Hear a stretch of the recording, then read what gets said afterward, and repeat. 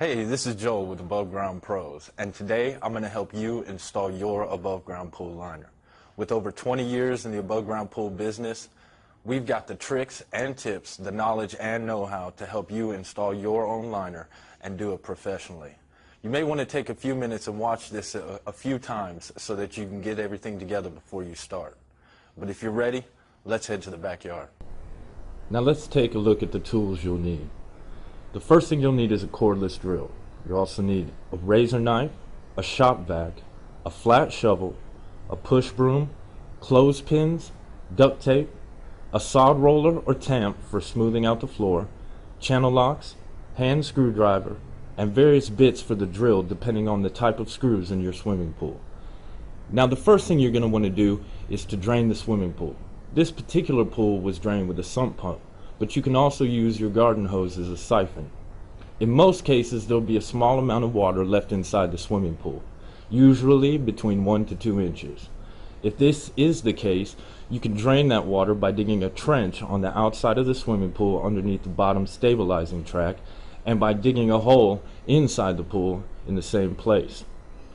We like to cut the excess liner from around the hole so that we can easily remove any excess debris, leaves, sticks, or other things from the liner. So what I'm going to do now to remove the excess water from the liner is I'm going to cut the liner at the top of the wall on the opposite side of the pool from where I dug the trench. Once I get the liner detached from the wall, I'm going to start pulling it back towards the hole that I dug. You can see it over there where the shovel is. I'm going to keep pulling it, just folding it back on itself and pulling it towards the trench until I get all the water flowing out that hole. And you can see here that you get a good trench, you get a good flow, it's going to take all the leaves and all that extra debris out with it. Next, what we're going to do is we're going to start cutting the liner into smaller, manageable size pieces.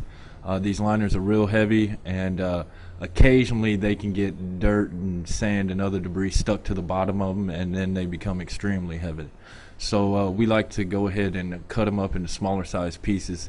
Just makes it easier to remove and easier to dispose of. So what I'm going to do is I'm going to cut it into quarter size pieces and then eighth size pieces. Once I get those pieces cut up, I'm going to fold them up, being real careful to keep any leaves or water or anything inside the liner while I fold it up. I don't want any of that stuff on my sand floor. Once I get those pieces tossed out, I'll go ahead and backfill in the trench I dug, and you want to make sure you fill it in on both the inside and outside of the pool. Now we'll take the skimmer off. You want to be careful when you're removing the screws from this skimmer faceplate that you don't crack it or break it. With the combination of chemicals and sunlight, the plastic parts can become brittle. Now once you get all the screws out, you can just pull that faceplate away from the wall. And you see that gasket there, you want to remember to keep that gasket because you're going to use it later. Now we'll take the return off. We'll use our channel locks to unscrew the lock nut on the outside of the pool wall. And once we get that lock nut unscrewed, we'll remove the gasket as well, and then pull our return out of the wall. Now that we got the skimmer return off, we're going to start working on the floor. And you can see this floor needs a little bit of work.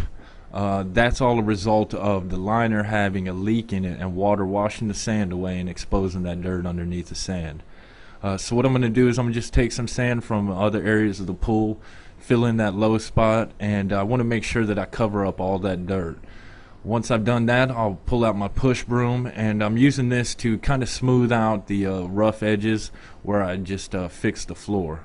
You can see here against the wall, I'm making an embankment. That's called the cove. It's a very important part of your floor, and you want to make sure that it's between 4 and 6 inches deep. After I've worked the floor in the cove, I'll put my shop vac hose through the skimmer. You want to make sure that's about 4 inches from the floor. Then you see the shop vac hose here on the outside of the skimmer. We want to tape that up real nice and tight. Make sure you tape up around the shop vac hose real well also. Tape up the return hole there. You want to make sure that your tape doesn't have any holes or gaps in it and that it overlaps so that you can get a real nice seal on those holes. Tape up any other holes you may have in your wall as well at this time. Now we're going to finish smoothing out the floor. At this point in time, what I like to do is check for any rocks or roots or sticks, anything sharp that could come up through the sand and puncture my liner. Again, notice the cove there. It's got to be between 4 and 6 inches deep, and I like to make sure that it's pretty much level all the way around the perimeter of the pool wall. It just looks a lot better once you get your pool filled up. Now that we've gone and swept the floor out with our broom, we're going to get ready to roll it. But before I do this, what I like to do is I've got some cardboard there that I'm taping to the bottom of my shoes. The reason I'm doing this is so that I can keep any footprints out of your floor. Once those footprints are there, they'll be there for the life of that liner. So we want to keep the footprints out of the floor. Now that I'm taped up and ready to go, I'm going to use my sod roller there to smooth out the floor a little extra, give it a nice flat base, because once we start putting water in here, your floor is going to be what it is. So you want to take a little bit of extra care to kind of flatten out your the bottom of your pool there. Now we're going to take apart the top part of the pool, the framework.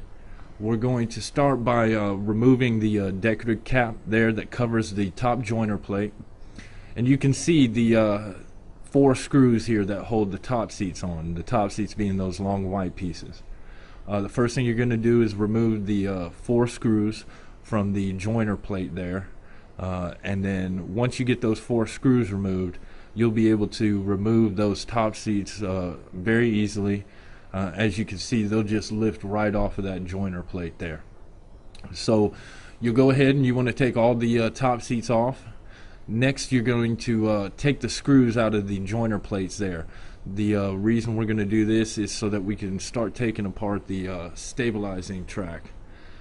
Just 1 screw on either side of that top plate. Once you get them out, you can just lift it straight up and it'll come right off of the pool wall there. Next step, we're going to take our top stabilizing track off, and this is the part of the pool that kind of gives the top of it shape and stabilizes the top of it. Once we get that stabilizing track off, the next thing we'll remove are the plastic coping strips that permanently hold the liner onto the wall.